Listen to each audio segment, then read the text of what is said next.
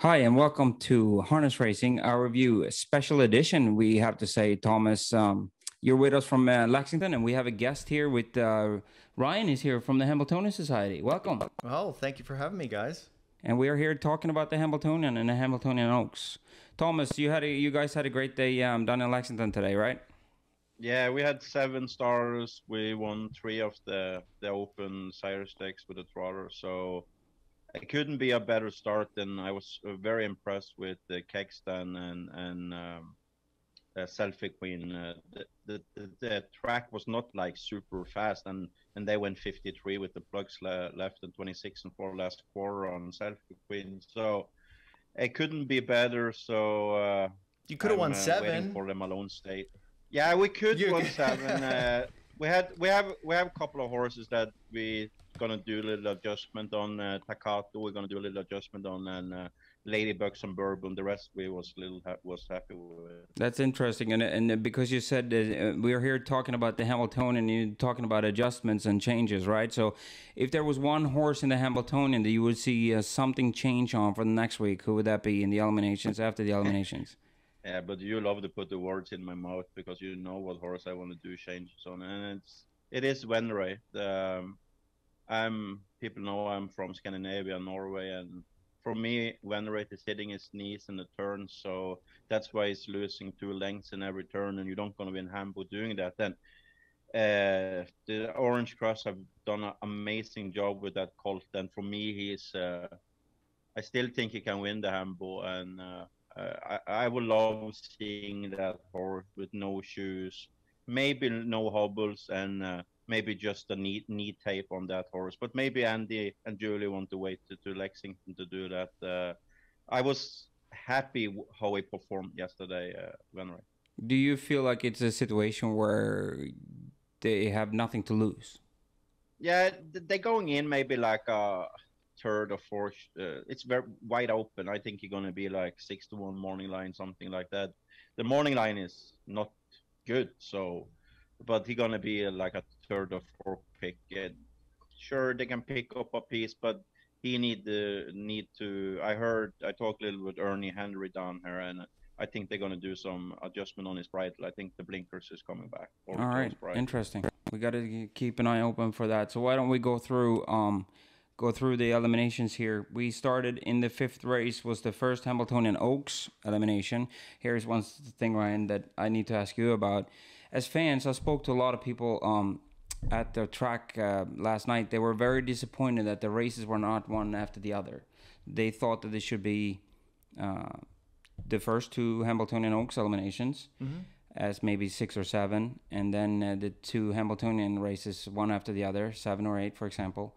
And do you know why that's not it? That generally is a racetrack kind of decision, and I could relate that to the Breeders' Crown when they decide, hey, like Hoosier Park a couple of years ago did. They did all the fillies and mares on Friday night, which was 6 races, and then all the boys on Saturday night, and that's something they wanted to do. And then Woodbine Mohawk Park did. Well, they did the 2-year-olds on Friday night, and then they had the 8, 3. So it's generally, that's a racetrack thing because they're trying to do betting. Right. So when you're merging with fans and betting, sometimes those two don't mix very well, right? Because you're trying to make money, but you're also trying to do as a fan. I personally would have wanted you could put the Oaks together, races 5 and 6, and then do whatever in the middle, and then put the Hambletonian horses together because you want direct comparisons. Like, yes. What happens if it did drop 10 degrees last night between the 6th and the 10th race. Exactly. What if it started to rain? What if you want direct comparisons when you're handicapping the following week? Hey, these races were only 20 minutes apart. That is exactly my point. Yeah. Right. Like, and I think it gives you a little bit more excitement to people that are there, right? Like, this is the Hambo. Those 4 races are so special, right? Like, it's probably the biggest race that we have, most classic race that we still have in our industry. And to me, it makes it really, really exciting when they come out on our track and then the air goes up and then you lose it. And then you have to sit there and wait. I mean, I'm not taking anything away from any of the other horses in between there, but at the same time, this is eliminations for the Hambletonian. Yeah, they should be we should treat it a little bit more special, you know, because it is. I mean, treat your best race like it's the best race. And yeah, I could see them not doing 4 in a row, but put the Oaks together, put the Hambo together. And first elimination then was the 5th race at the Meadowlands last night, and the LADYCHAOS wired the field with David Miller for Linda Toscano, winning 52 and 4. Yeah, close bridle. She did some equipment changes to Linda on LADYCHAOS, and Dexter trusted Bella Bellini maybe a little too much, and going up the last half on the outside. I think it was a super good performance of Bella Bellini and LADYCHAOS. And well, how about a horse that finished 3rd, You Auto Dream? Yeah, she got a perfect trip, and she got maximum. There was one horse I have a note on. That's number 10, Darlene Hanover. She picked up the last place for Oaks, but she was flying home. So without Darlene Lasix, Hanover, we got to add. Yeah, and Lasix. I sold many horses from America over to Europe, and they can't race with Lasix there, and they are winning races. So, yeah. Yeah. And then the other two, like you said, the 4th was contested Hanover, Scott Zeron for George Ducharme. Yeah, but that's like why I'm a big fan of Scott Zeron's drive. He protect the rail, get a nice position, didn't move her, just sit. We're going to go back to the other elimination of the Oaks, and then you know why I'm a big fan of Scott Zeron, because he try sometimes to just give the horse a nice trip. Sometimes they have pace or trot left when they come home, and somebody's maybe mad that he didn't try, but in the long run, you have a horse that's going to survive the year. Yeah, and like you said, Darlene Hanover finished 5th there and took the final spot. Was there any horse in that race that you got disappointed in to make it? I was not like disappointed. We can go fast through the horses. My Abigail, when on a streak was scratch sick for 105 in fever, and my Abigail was walking home. She needed to be sick too. Then I was very skeptical. The Donna Soprano that we're going to talk about a little later, wet my whistle. She blow up on. I think Yannick want to try to gun a little out from the behind the gate with her Materia girl. She is not like super good gated, and it was a hard race for her. She was never in the race. The other horses, Beltissima and Chablis, I think they got what they deserve. I think the 5 horses who did go to the to the final, they were the 5 best ones you thought in the race. But Bella Bellini, she is the fastest one. She gonna be the favorite, and I think should be the favorite. And it's either if she get parked, I don't think Dex are gonna do the same this time. But Darlene Hanover, she definitely have a little note on the side, because I think she will be a long shot. Yeah. So we jump to the second.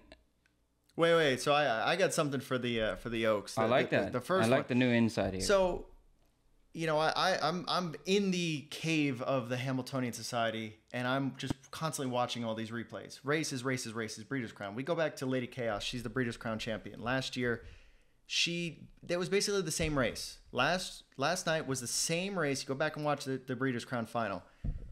Dave Miller gets to the front, super easy.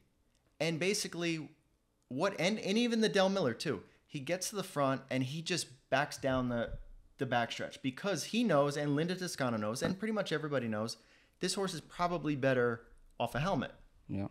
And in the Breeders' Crown, he backs it down so much. Horse, Yannick had post 10. He ends up making his way to the front, gives LADYCHAOS the perfect cover she needs, and she zips up the insides and wins.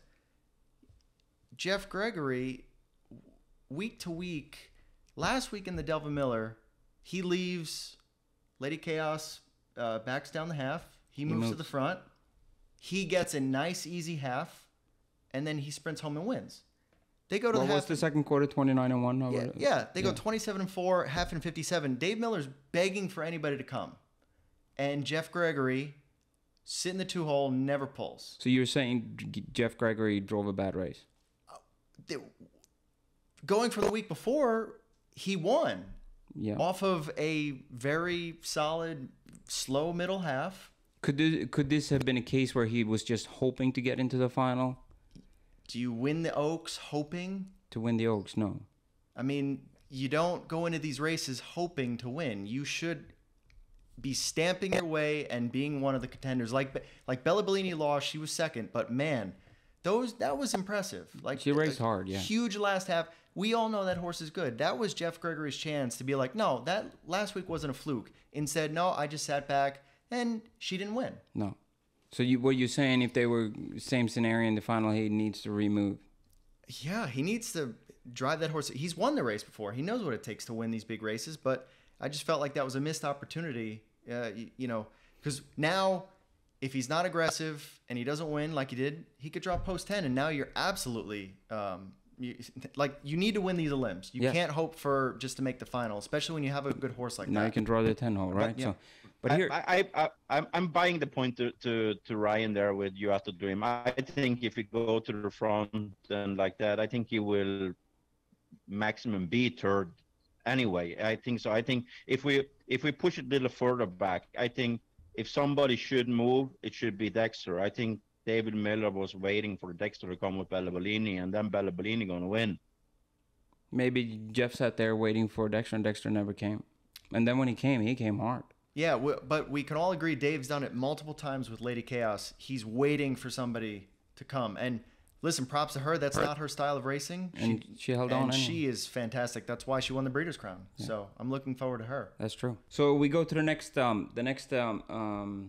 Oaks elimination, which was race number 9, where Awesome Tricks, sitting last at the Meadowlands, going to the first quarter, end up winning on the inside. When did that ever happen? I don't know what feeling I have after this race, because I was in shock. There was I was in shock. And there was like a couple of horses who like disappoint us, like Donna Soprano. Maybe there is something. I feel so sorry for Luc Black, because he have been prepping these horses. They had showed us that they are stepping up with On Streak and Donna Soprano, and then he need to scratch On Streak with Fever. My Abigail was bad, and then Donna Soprano was not on her A game. So it could be like he got sickness in the barn on the wrong time. Yeah, it is on the wrong time. And okay, iteration. She stepped up after her little like bad races up in New York. So, and Hotta Sil, first time with no shoes. She raced without shoes, and I think it was the first time. And Flawless Country, not the same horse that she was last year. And Piper Hanover, she got the last. I feel like I like Flawless Country needed that race. That's how I feel, and I think she's gonna step up from that to performance. That's he kind of raced her hard. I think she's gonna wake up. Personally, I think she'll be better next week. There was a couple of incidents there in the first turn. In the middle of the first turn, Donna Soprano was on the rail, and Daniel Dubé tried to go out, and he was very, very hard with Marcus Miller and Swift Swanda. So, and Swift Swanda, we never saw in the race. No, she was never a factor. Is that one of those instances where, again, this is the Hambletonian Oaks. Why are guys playing nice out there? Marcus ripped his horse's face off to let Donna Soprano out. Like, absolutely ripped his horse's face off. And I've got the GoPro footage to prove it. That's fine that you say right. Yeah, that's fine that you say that. But I have a lot of the angles to look at this, because this could be a scenario that Donna Soprano have been racing good. He wants to follow her, right? Yeah, and I agree with that to a certain point where you don't rip your horse's face off. Yeah, but if he does not let her go, the flow's going to fill up, and he's probably 6th on the inside. You talking Donna Soprano or Swift Swan? No, Swift. No, Swift Swan never hit the rail. Never hit the rail. Yeah, that's right. She came in the inside, around him, yeah. She was about halfway, about half a length next to Danny. And if you watch in the first turn, I mean, Mark just does whatever. And I don't know if Danny was... I think Danny was little, almost. I think Marcus almost need to do it. If not, he's gonna take his legs.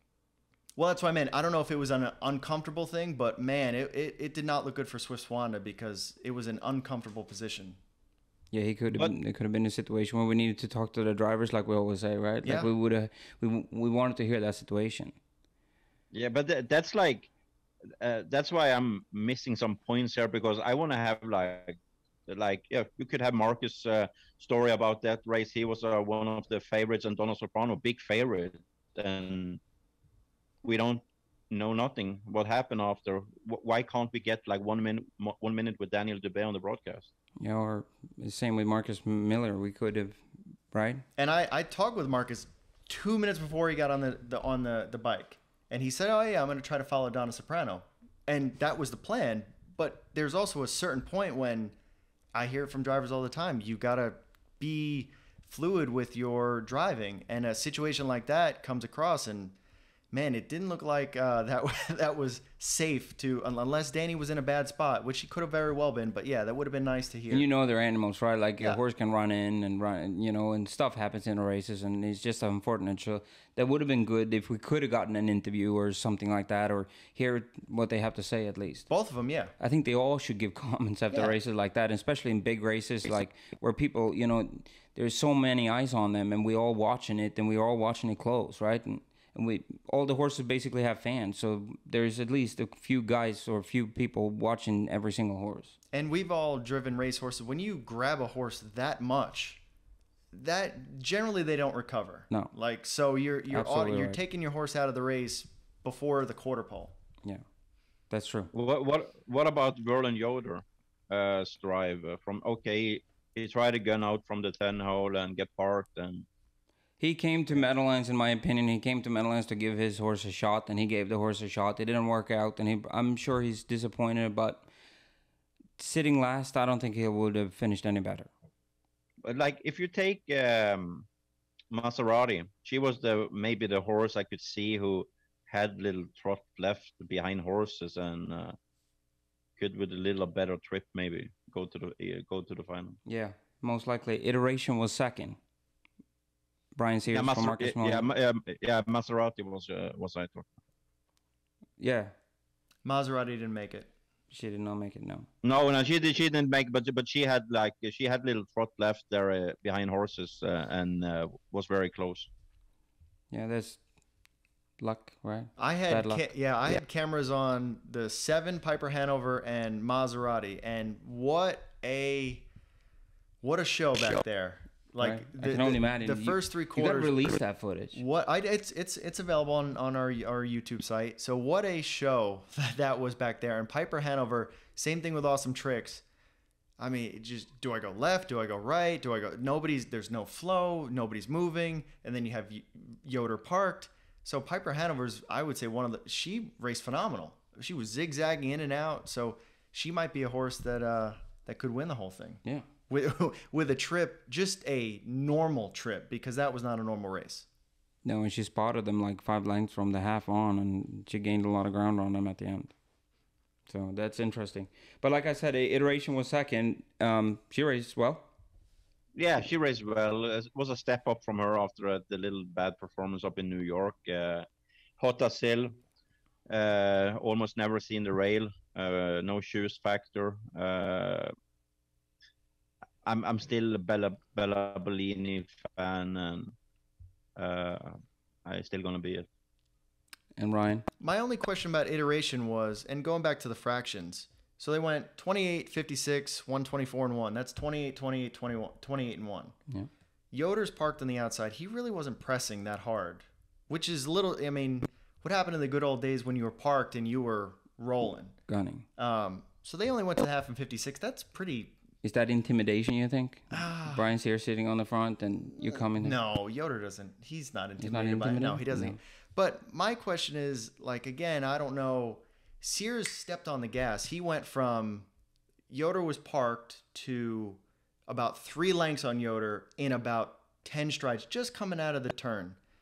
Do you think maybe in a situation like that, Brian could have waited just a little bit longer? When you got a horse parked on the outside, that's in your favor. That's a blocker. Right. Making all these horses come 3 wide.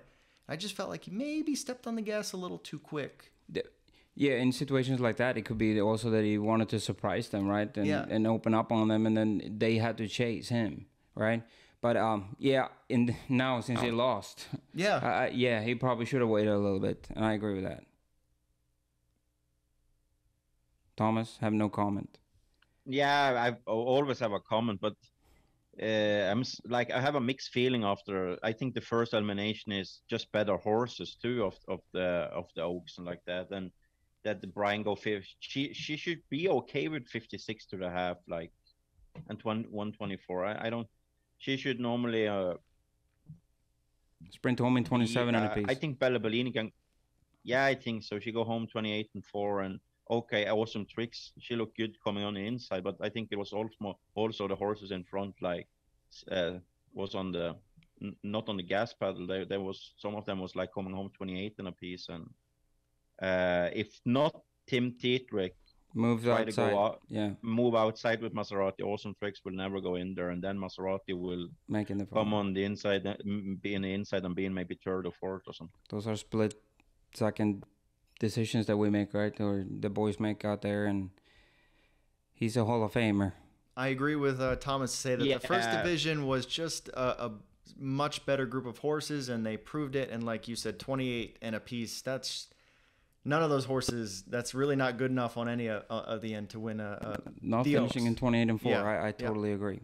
So why don't we jump to the Hambletonian now with the boys, with the 3-year-old boys.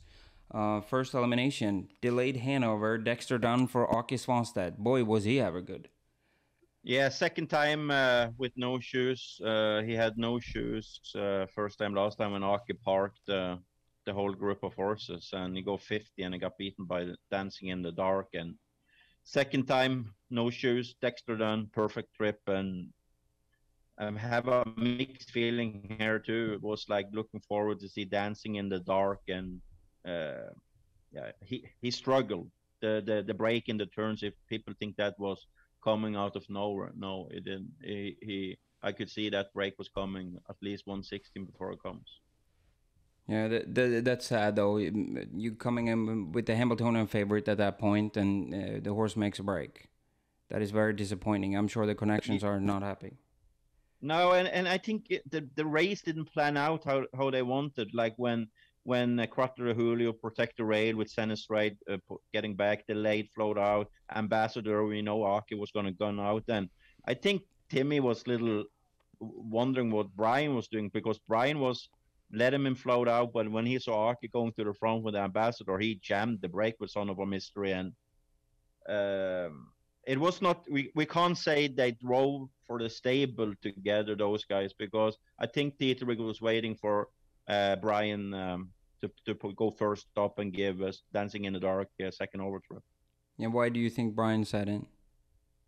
Nah, he think I don't gonna win the Hambletonian finally if I need to go first up, because I don't gonna win the elimination, and I'm gonna have a horse who's gonna be not sharp or fresh going into the final. So Brian, he was when this plan A didn't work out, he just want to have a horse into the final, and if he get a good post, he is my favorite to win the Hambletonian or Son of a Mystery, because people just need to go in, and he was loaded. Yeah, he looked good, really good coming home. And he looked strong. And we have they can pull the front shoes on Son of a Mystery. They still have that. They didn't do that in the elimination. Maybe that's something Marcus Melander is like, oh, he didn't pull the front shoes on Dancing in the Dark like he did in the Reynolds when he was very, very good. So, but he is better gated barefoot. He is much better, because he is little like he is hitting his knees too. So that's why he was a little bumpy in the last turn, and Timmy couldn't save him. So I had a mixed feeling after that race. Very good performance by Delayed Hanover, and Dexter Dunn. Nobody can get speed on for a horse like he is doing without like touching them with the whip. I never see Dexter Dunn use the whip. Why is he driving with the whip? No, that's a good point. What about CUATRO de Julio? Finished second for Lucas Wallin. Very good drive from Lucas Wallin. He wanted to try the horse and set him up to be in the final. problem with Quattro Julio, he don't have the perfect gait. He always have problem keeping his gait together. The last 116, he had it this time too, and it's a little work in progress. I don't think you have the gait to win the Hambletonian, but he can pick up a good piece. Yeah. I think this race here was actually like boring to watch. I don't think it was boring at all. Going back to Son of a Mystery, again, this is the Hambletonian. This isn't some B-grade stakes race. Oh, I want a nice, easy race. No, pull first up and beat those horses. I know what you're saying, but when the words to how Thomas put it, can you see how Brian is thinking? I can see it, but again, it's my feeling and the fans' feeling is I want to root for a horse and any sport. I want to root for Quattro de Julio week after week. Put it to these horses. He put it to Captain Corey. He gunned it yesterday. He set up. Those are the Son of a Mystery was everybody's favorite because him and Locatelli were battling it out week after week after week after week. Those two horses made each other better. Am I right, Thomas? I mean, you were on the winning side of some of those matchups, but those two horses made each other better. Not by sitting behind and playing nice. But the problem they have with Son of a Mystery, I have a little temper in him. When he go to the front and cut the mile with them a little earlier this season, he started to get a little grabby coming up to the 54, and then they decided that's like we can't go to the front or go first up with them because we're not going to have any horse. And when he's from a helmet, like he was in the Stanley Dancer, he is the fastest horse in the Hambletonian. So Son of a Mystery. So. I understand Brian's plan, but I don't think Tim Tetrick understands Brian's plan. You gotta explain that a little better. Yeah, but it's a little bad connection maybe, but I understand Brian Sayre's plan that he didn't want to go first up with him, but I was sure I'm 100% sure Tim Tetrick expect Brian Sayre to go first up with Son of a Mystery when he had his back. 100%. Yeah, most likely. And he probably would have wanted to follow him too. Yeah. And what can we say about Ambassador Hanover? Okay, he got a nice trip and little flat like the last 116. He's good gated and like that. I don't think he's gonna win the Hambletonian. It's hard to park a horse though and come back and have a little bit left at the end. You mean parked Quattro de Julio? He stung him a little bit. No. He stung him a little bit there in between. They went 27-3, or 27-2 half and 55-1. Yeah. That's chump for those horses. Yeah, but then in the middle, just because at the pole that they're going those times doesn't mean that they don't go faster in between. Well, and I have the privilege of a GoPro footage, so you can kind of see the way that they're going, and you could see it on the video. So I don't, Quattro de Julio is at Oaks Farm. There's no way that he's like stinging that horse too much. Oh, don't say that. Okay, does not want to lose a single race. But Aki loves to like. When people think they're gonna clear, he loves to put the feet between them. Just a little bit extra. And I'll agree to that. Yeah. Like not easy, but he didn't make it exactly hard on him. No, I think Lucas, because that's the problem on the Meadowlands. The straightaway, if you sit too wide on the straightaway, it's not longer. So Lucas had all the straightaway to clear, so he didn't get any panic on him. But I know Aki loved to put the feet, but so they need like to. Tell the horse to go one more time so they maybe get the little grabby going up to the 3/4 pole. Sure, and I could agree with that, but there was no urge. Like Aki looked over, and I mean there was no. We've seen Aki look over and just put the hammer down, like no shot. He knew who was coming, and he was okay with that move.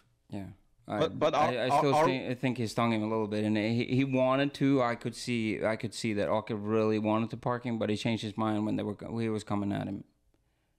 Yeah, but are we giving the late Hanover too little credit after his two last races? I think so at this point because he was really, really good. Not me. I've been talking about this horse for 2 months now. I mean, all the Svanset horses, they get better and better and better. And it's unfortunate with Johan PALEMA. Clearly something's wrong, and we'll get to him later. But all the horses, they just have been getting better and better. And the other good thing is they're all easy to drive. So you can put them in whatever situation. 2-hole, I'll cut the mile, I'll sit third. it's okay. I can do whatever I want, and whatever the race comes, I can just come on out and finish and win, and that's what they're doing. That's true. What do we else got to say about this elimination that I personally think is boring and you guys think it was a lot of action?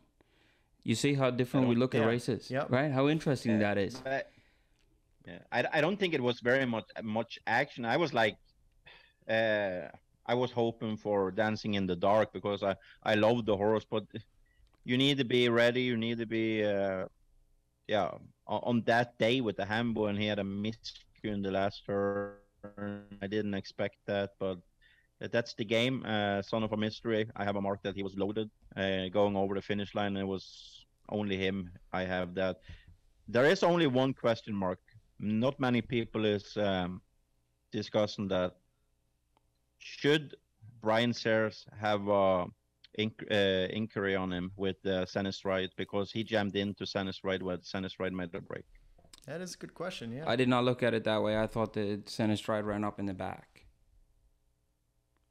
Well, but again, I got GoPro. Yeah. I have GoPros that, I mean, these guys are half in, half out on that first turn, and it's pretty, you don't know what they're like. Who is driving? Andy, right? Yeah. So it could be one of those, like, I'm expecting you to go to the outside. Like, you're one of the Hambletonian favorites, go. And then you duck back in. Like, I can absolutely see where Andy was like, hey, go. You're 2.5 wide, go already. And then you jam back in, and I could absolutely see where that horse could have been DQ'd. Yeah, I had the feeling when I saw it in live, then I didn't think about it. When I watched the replay 4 or 5 times, I was like, okay, I wouldn't be shocked if the judges looked at it, but they didn't do it. No. I got one question for you, Thomas.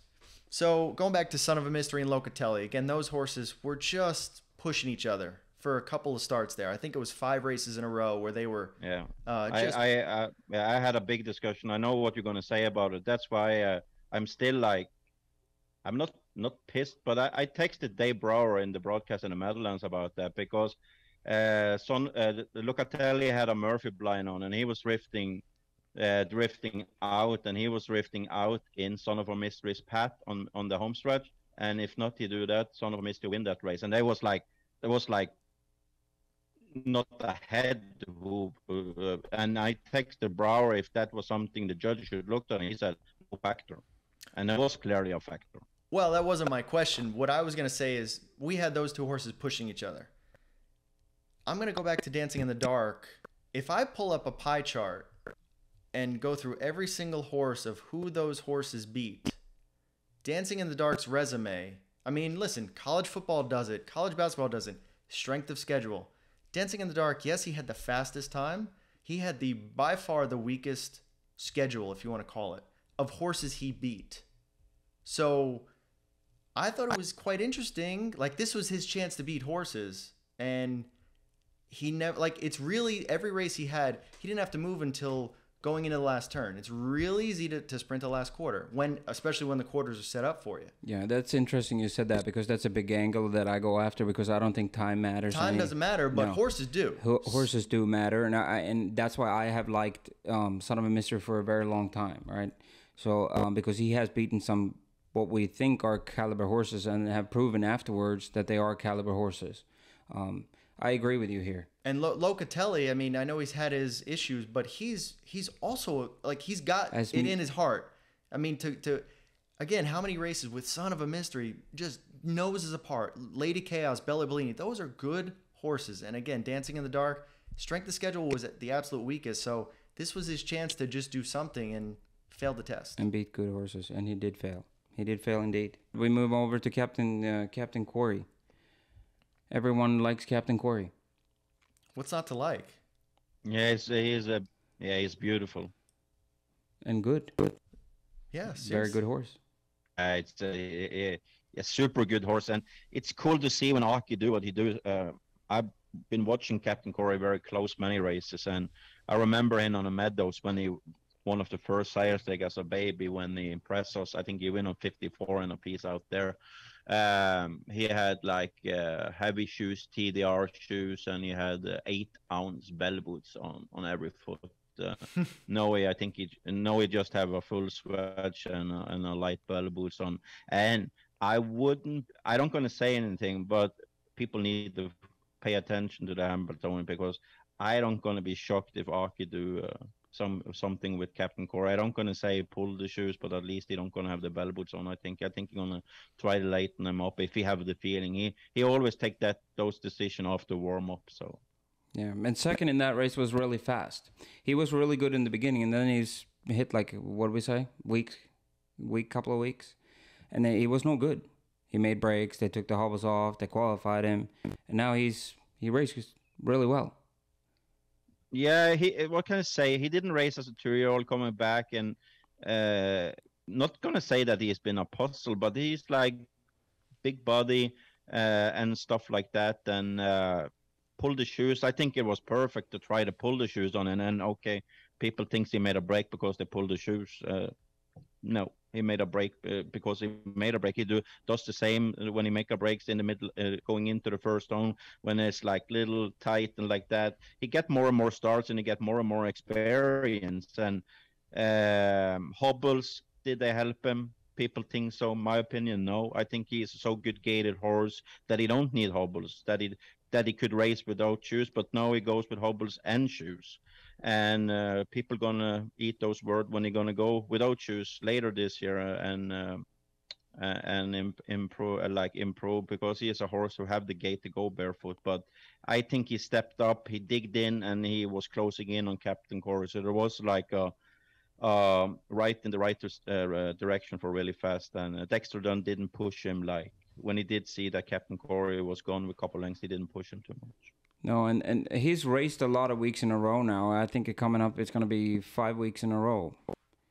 Yeah, but that's like when Nancy and have him home and Jimmy Tactor is around. It's not like we're gonna train any hard really fast. It's more like the mentality, just to keep him happy, keep him sound, like go over him, and to see that we don't miss any stuff that is like. Some horses, if they hike right hind or stuff like that, we train all winter.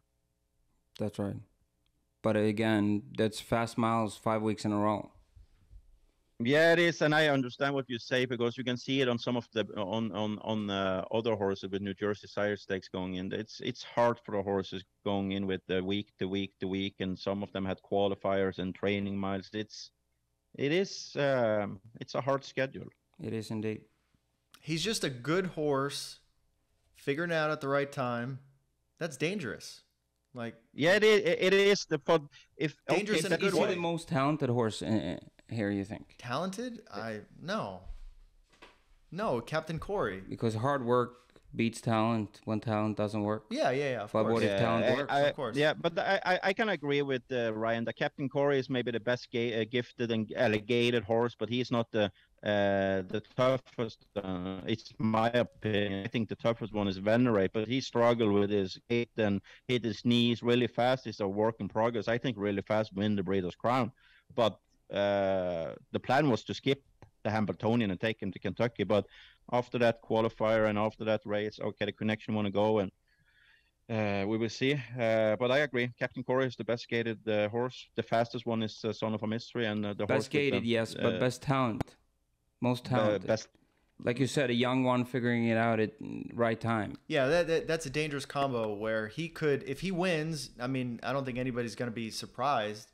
I mean, he's peaking at the right time. He's got a fantastic. What's his pedigree again? He's so he's a muscle in on Stubborn Bell, and Miss Savannah Bell. We had a sister at Per Engblom, and she was super nice filly. This one here, he is another. They don't look like they are full sister and brothers, because this one have the body and the engine. Miss Savannah Bell, she always struggled a little with keeping her weight, and she didn't have the engine, but she was she want to do it. She was hard and really fast. He want to do it too, but he have the engine too, so he will really be a nice horse later this season. Yeah, Miss Savannah Bell, she was a Breeders' Crown Elim winner, so I mean, talent on both sides. With Captain Corey, the only time he loses is you have to get in his face. That's the only time he loses. Get on him, get up to him, and force him to be a little uncomfortable. That's why post-draw is going to be very important, right? Yeah. Like, Well, no, I don't think post-draw matters. It's just somebody getting up in his face. That race set up perfect. The Svensets, you know, they knew how the race was going to unfold, and it worked out. They were the strongest in there. Him and Johan, they left out of there. Nobody was going to challenge them, and they were able to just have everything their way. But in the Breeders' Crown last year, we saw it with CUATRO de Julio the week before. CUATRO de Julio caused Captain Corey to lose, and Son of a Mystery picked up the pieces. But you got to get in that horse's face, because if you let him trot off, I mean, that horse could trot in 49 in a piece easy, but don't let him trot away. Get in his face. Yeah, you gotta get Somebody's got to get close in to his him. face. Yeah.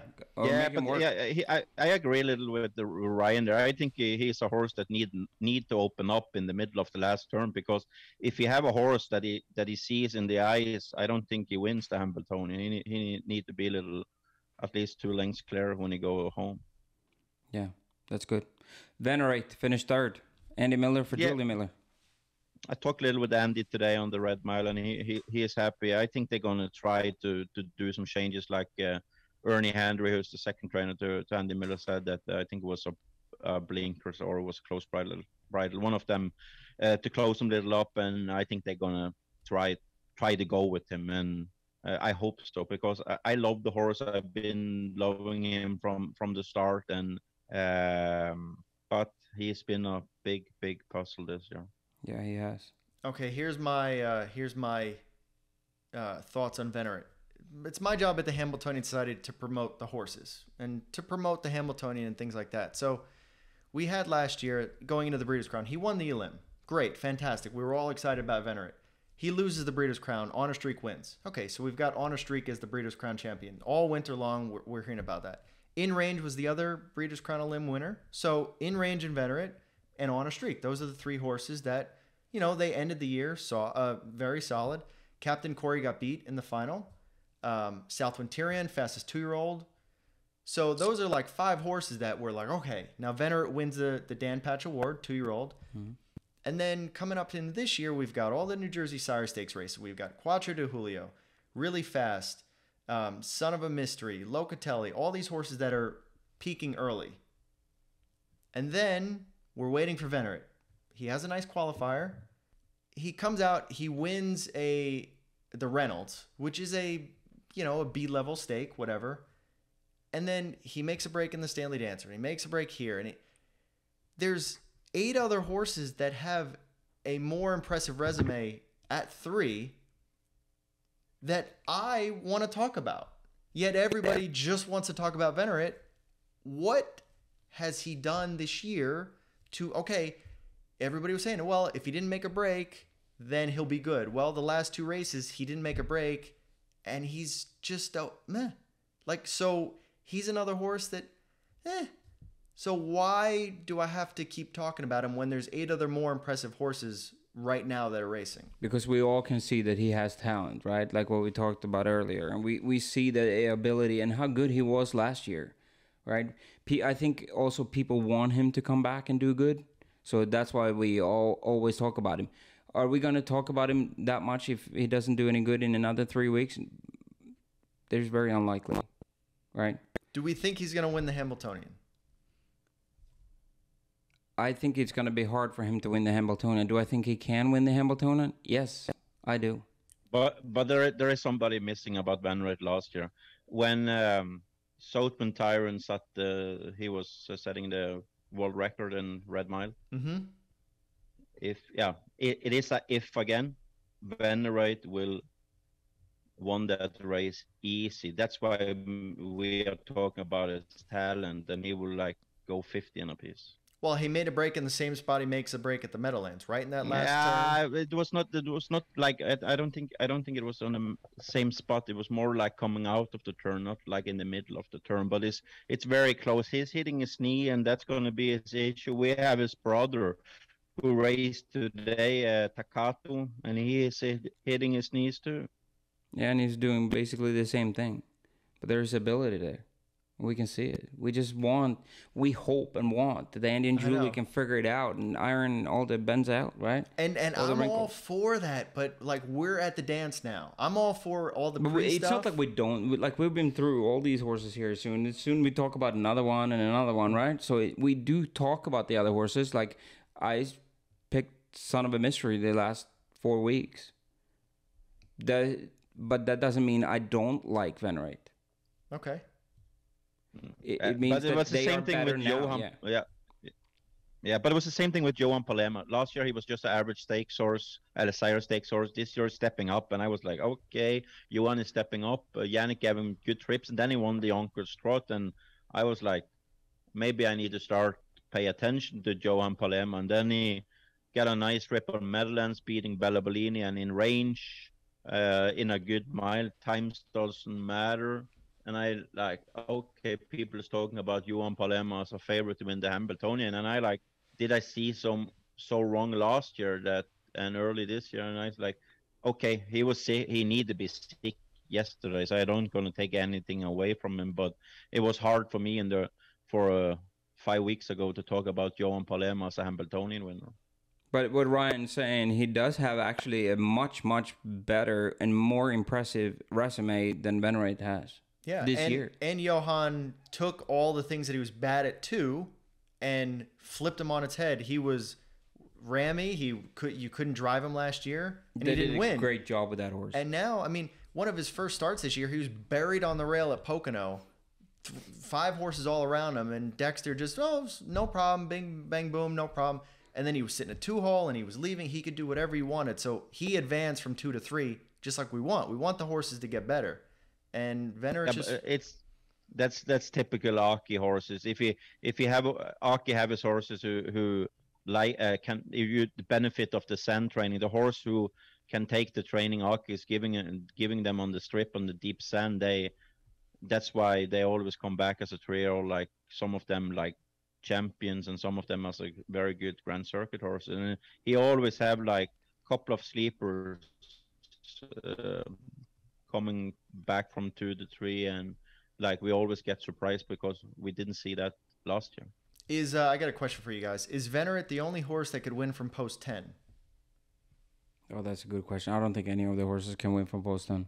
Okay, but Venerate's the only horse that could do something from an outside post, right? Because that's probably what he preferred. Do you think Andy wants the rail with that horse? Definitely not.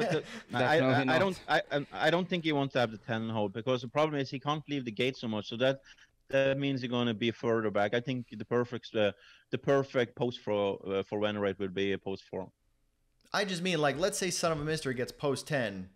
I mean, do you think that horse, like, who would do better from an outside post? I think Venerate, that's probably the spot where he would benefit most from and could possibly win the Hambletonian from, where he's hoping that everybody else can do their thing, get into a speed duel, and he just guides him through that last turn, and hopefully he can sprint home. But he hasn't done that yet either. I know he's hitting his knees in the turn, but in the stretch he's been totally flat, and maybe that could be from hitting his knees. He's in a little pain.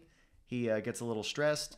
Or he's sitting too far back and he's too much ground to make up. But we need to go in and see and time doesn't matter, but sometimes on the last quarter or the last 3/8 of a mile, sometimes the watch can tell you very much. And Venerate, for people, he's been a little flat. I was a little disappointed when he was only 3rd behind when Ambassador win, but yesterday he kicked home 27-1, and when I go in and watch the replay a couple of more times, he is digging in the last 116, and he is the horse who's maybe kicking him most the last 116. And I may be too high on Venerate because there's been a little too much bumpy road going into the Hambo, but I still gonna believe that the Orange Crush can figure him out to that he can be a player in the Hambletonian who is wide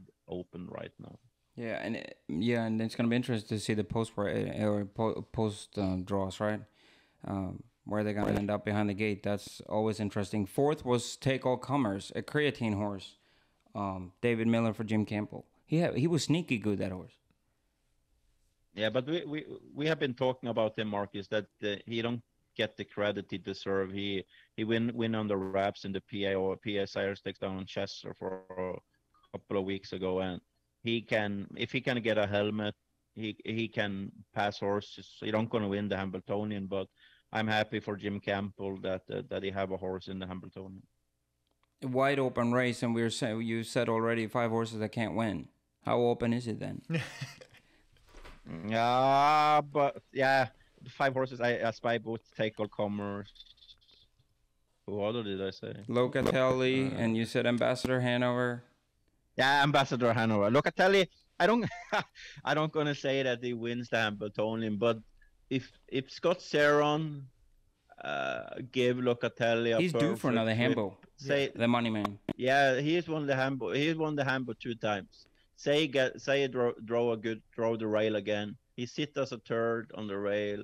They go 54 to the half. Yeah, I wouldn't be shocked, but I don't think Locatelli wins the Hambletonian. No. Locatelli is a horse to me that, well, he was on the path to win the Hambletonian. Then obviously whatever happened, things happen. But I could see him, and I don't know what the plan is, but he's like that type of horse. I could see him at a really good 4 or 5-year-old, maybe matures a little bit. I agree. And maybe wins a Breeders' Crown or one of these races that are upper level, a Spirit of Mass, a Maple Leaf Trot, some things like that, where he may be a horse, once he just kind of gets it figured out, he could really, he's a horse that I'm looking forward to covering over the next, 2-3 years. Yeah, once he figures it out, I think he's going to be a really good horse. What about Spy Booth? It's funny. We've talked about Spy Booth, and I have actually laughed about Spy Booth too. So I don't know. You know what? It's fun when the owners there they buy horses to have fun with, and when they can do that, they gave him a shot. They thought he raced improved last previous start before putting him in the Hambo. They put him in, and he makes the final. I'm pretty sure the Hambletonian has a superfecta. So is he a horse that just let everybody eat each other up and gets that 3rd or 4th? No. I've been around Spy Booth since we bought him. We had him at the 2-year-old Engbrom's barn. When I worked for Nancy back. We have him there. He's been a puzzle. We have been do a super good job with him this year, and he has been stepping up. He hiked very much right hind whole winter, and he's been a puzzle that when he was second behind really fast, and I was talking with Jimmy Tacker on the stand the next day, and I said, we're not going to put in Spy Booth in the Hambletonian, and he said, no. And the owners, they want to do it. Took a shot, and they are in the Hambo final with Spy Booth, and he raced super good. But if he pick up a piece, I'm in shock. Yeah, interesting. Steak dinner on that one? I hear you guys are always giving out steak dinners. Yeah, he's good on that. He must love steak dinners, this guy. How many steaks have you eaten already down there? When I'm done. No, I've already been to Malone's one time. I normally here around 2 months. I go to Malone's at least 20 times. Is it steak every time? Yeah, it is either the bone-in filet or the bone-in ribeye. That's good. Now we get food advice too. I love it. Huh? Now I know what to eat next time I go there. You owe me a steak and I owe you one. I know that. Anyway. Yeah, but if you guys got invited to dinner to Marcus Melander, you need to tell him to make homemade béarnaise sauce, because he is the best guy ever on that. Really? Amazing. He is a. I'm gonna take Marcus Melander up on that. Yeah, but I'm so impressed. 29 years old, managed to get so many horses into the Hambletonian, and he already have 3 horses in the Peter Houghton too. But making béarnaise sauce, nobody beats him there.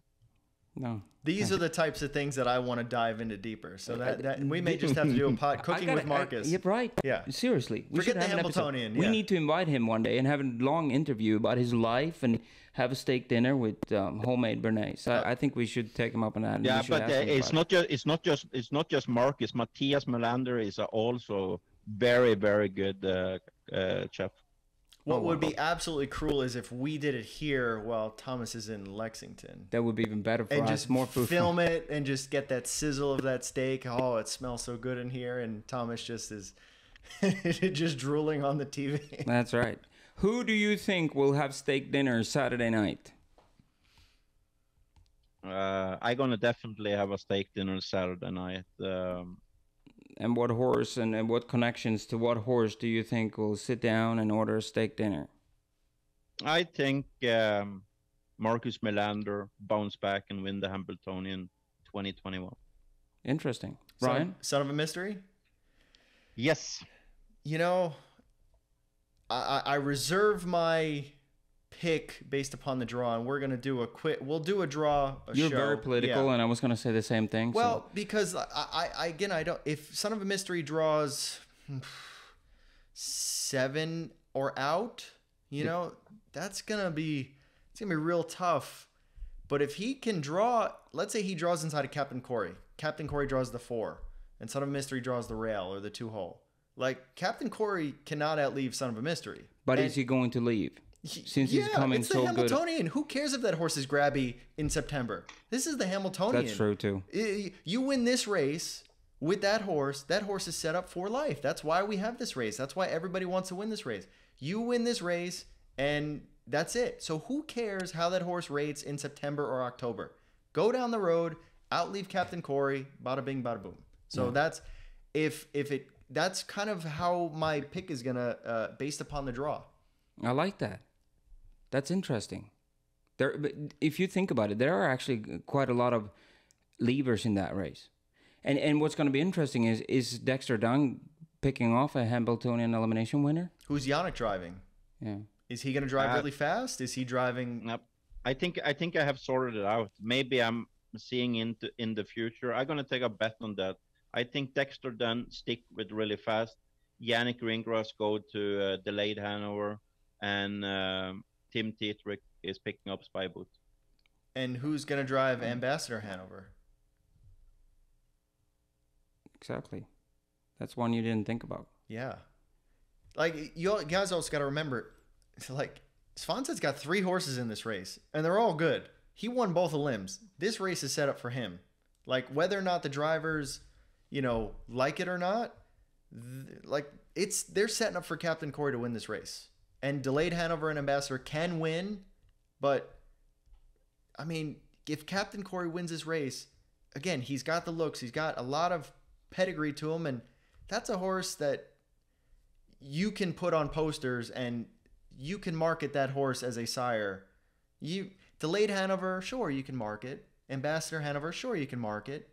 Son of a Mystery, you can market. Captain Corey, you can market as a sire. Yeah. Possibly really fast. I'm gonna go back. There's gonna be Tim Tetrick on Ambassador Hanover and Andrew McCarthy on Spy Boot. Yeah. It's going to be interesting, though, to see first what's going to happen with the post draw, because I think that determines first what Dexter will do. I have a hard time seeing Dexter jumping off a Hambletonian elimination winner to drive a horse from a bad post. Yeah, if really fast draws 7, 8, 9, 10, like, yeah, jump on your good horse. But there is one thing you guys don't know. I am taking care of Dexter Dunn's bike in Lexington. Oh, good. Yeah. So no wonder he won. How many did he end up on? 6. That's a steak dinner right there. So, yeah. So if he picks off really really fast, I'm gonna wash that bike. That's good. Here, Thomas, this is what we learned a while back. Yeah. I just had to do that. I've waited to do that for so long. I wanted to find a good opportunity. Oh, the old sound drop. Love it. Right? What about the horse like in range? Okay. Tetrick come from Meadows, winning the LADYCHAOS. Is ready, coming into the Meadowlands with his flip-flop, maybe like a Starbucks coffee, ready to dancing in the dark. Okay. Make a break with dancing in the dark. Timmy is very like emotional guy. He take like races he's been thinking about going into the Hambletonian as a favorite. He's sitting up behind in range. What happened? He never put in range in play. Never, ever. You should not like this, Ryan, because this is the Hambletonian. I don't know. I just did a podcast with Linda Toscano, and the race before she won the Hambletonian with Tim Tetrick, checked me out, made a break at the top of the stretch on top by 5. So, maybe Tim back then is different than Tim, 9 years, but I can't. I mean, this is their job. You're supposed to go from one race to another. I'd be shocked if Tim took his emotions, especially 4 races later. Yeah, Tim is a professional. I don't agree with that. And he might be emotional. Sure. That's fine, but Timmy. If you have Timmy driving your horse, you get the best out of Timmy every time. That's what I believe. Who is winning the Oaks? I think Bella Bellini. Ryan. Yeah, she really. But again, I reserve my right to what if she draws the outside. I don't think she can win from 8 or 9 or 10 out, and that's why. I mean, Dexter. I'm proud of Dexter. He made that race exciting. Going for the win, that's what I want to see. I want Bella Bellini to be rewarded by trying to win by getting a decent post. The question is, how many horses will race with no shoes in the Hambletonian? Yeah, you love that angle, and I'm going to bring an angle up to you. Wet My Whistle raced first time without no shoes, and she made a break. Yeah, it doesn't matter. I didn't have anything with the shoes. You see, that he loves that angle. That's your guys' angle. I'll leave that up to you on the no shoes part. But we should all know about it, and it should be expected. And but we can take an example. Yesterday, I'm still not sour and mad, but I just get irritated. When does Cry winning a Miss Versatility yesterday with no shoes? Yeah. Why can't we get the information? I don't understand how hard it is. No. I mean, again, I'm not running the show there, so. Does each pulling each shoes? Are we looking for just speed? Are we looking for a change in gait a little bit? Are we looking to, like you said, maybe avoid hitting a knee here and there? I want shoes pulled plus the reason why. I don't want to hear just the shoes pulled, but I want to hear why we're pulling the shoes. But it's not just the shoes. It's like the information out to the batters. We are on Meadowlands. For me, Meadowlands is the biggest track in the world. We have a totally pool on 4 million. Sweden, who is like a country with 8-9 million, they have a pool on the pick 7 on $10 to $15 million every Saturday because of the information flow.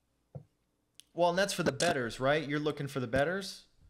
So my angle is for the fans as well. Me too, right? So I want to hear, if I hear he's pulling the shoes, okay, what does that mean? I don't know, I mean. I want the angle. Yeah, I want the angle. I want the information. I want the trainer to be like, we're looking to go faster. We're looking to steady him. We're looking to steady him in the turn. Okay, so now I think we should take this to a different level here. Now you've complained so much about this. Now tell me instead what it is that you want to do better. What I want to do better is I want to have the camera guy to come on work if the post is 6:20. I want him to come around 5 o'clock, start recording horses. He get numbers, what race, what number. They put them on videos and save them. I want either if it's Jessica Gaughton or Edison working in the paddock. I want those to be there around 5 o'clock to making recording interviews with the trainers, some of the drivers before the post parade for the first, and then they can show that on the broadcast when that starts. After the warm-up, you do some add-ons. If there is something happening in the races where some horses made a miscue, something happened in the races, they go 52.5. You get an interview with the drivers, what happened, just to get the information out to the fans and the batters. It's only about information. I've been doing it for almost 10 years in Scandinavia. It's been working perfect, and I only want to help the Meadowlands. I don't want to take any people on Meadowlands. I just want to try to give them advice, and if they want to listen, I can help them. Yeah. No, and I agree, and I think we have spoken about it so many times that we need more information before like especially for the batters, we need and inform the batters also of what does a head pull do, or what does a Murphy blind do, or what does, like, Ryan wonder why pulling the shoes is better, and all those kind of stuff. Yeah, we have plenty of fans that are going to be tuning in every year to the Hambletonian, and we're telling them it's the championship. We're telling them it's the best horses, the best trainers, the best drivers. And other than them just being in the event, there's no real, like, I want to hear why, you know, Svanset or Nancy Tactor, like, why they're the best trainer and why they're in this race. I want to hear their thoughts on, and that's why I try to ask those certain questions, but also, too, with the fans, we've got to connect them to the fans. And, you know, and we need to know about all the horses, right? Yes. Not only the two favorites. Except Venerate. No, I'm right. I'm tired of talking about Venerate. No. Yeah, but there too, that would be since we put it, we're making a different angle out of it. Then we've talked so much about Venerate, and no one understands why we're talking about it. So we hear nothing from Andy or nothing from Julie at any point. Why is that? Yeah, but the good thing, Marcus, I talked with Julie and Andy today. We're gonna have them on the podcast in the week. Okay, that's good. I like that. I really appreciate that. My last thing I want to, and I've had a chance. Do you guys have you been able to talk and kind of hang around Marie? I think it's Bar. Yes. Yeah. Yes. Yeah, Thomas have Thomas. I've been in. I know Marie Ortolan. She called me the big baby because we helped when I worked for Arcus Wanstead in Florida. We helped Marie when she was a little sick with a couple of horses, the mom to Mon Amour, and I helped buying in a couple of horses for them on the sale last year. And yeah, she is. I love to talk. You know that, Marcus, but she's beating me. She when you put 10 cents on her, she can talk for hours. So it's hard if you have any plans.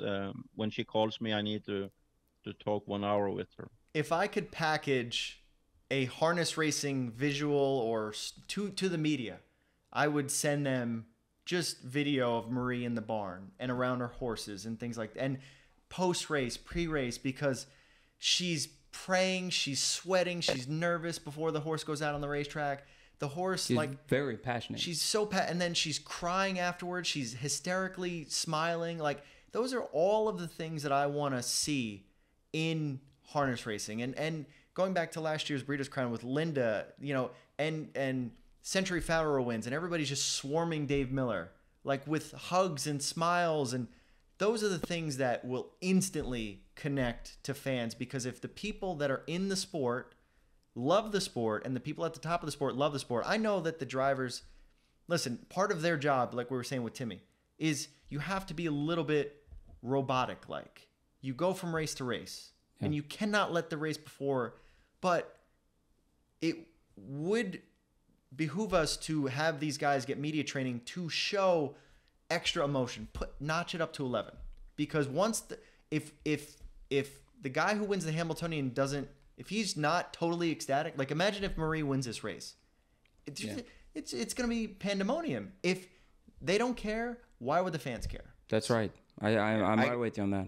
When you say that, Ryan, I got the goosebumps because Marie has been she's been sick, and CUATRO de Julio is maybe like.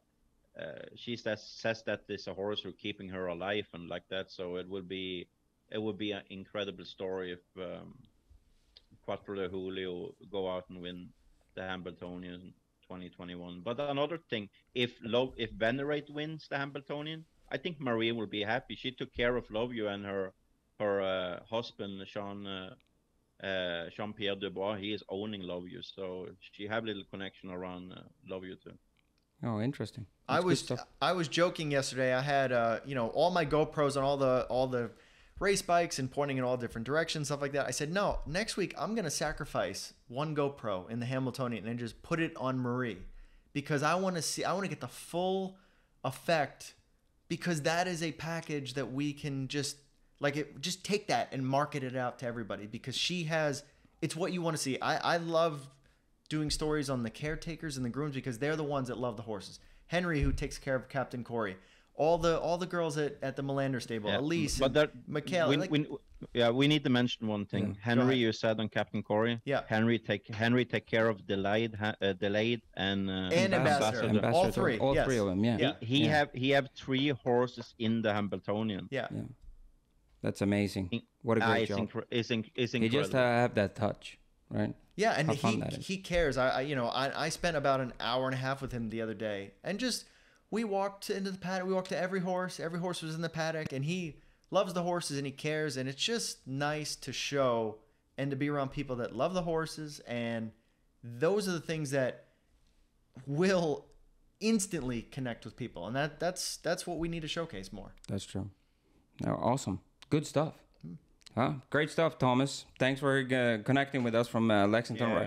Next time you need some better Wi-Fi, I'm just gonna say. But I think I have gonna go to Malone's to take a bone. Oh, of course you are.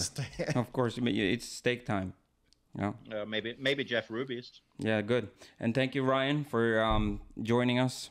We really appreciate you stopping by. Absolutely. Thank you. All right, guys.